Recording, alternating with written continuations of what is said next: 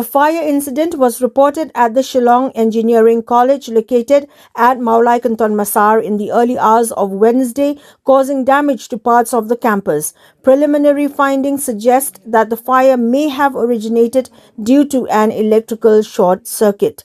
Official sources said the blaze broke out at around 6 a.m. in a room used for storing clothing, sports items and other materials. Fire and emergency services personnel were immediately deployed to the site and succeeded in dousing the flames before the fire could spread to adjoining rooms. No casualties were reported in the incident. Subsequently, officials from the Public Works Department Buildings Division carried out an inspection of the affected area to assess the extent of damage. It may be recalled that the first academic session of Shillong Engineering College was inaugurated by Chief Minister Conrad K. Sangma in October 2025.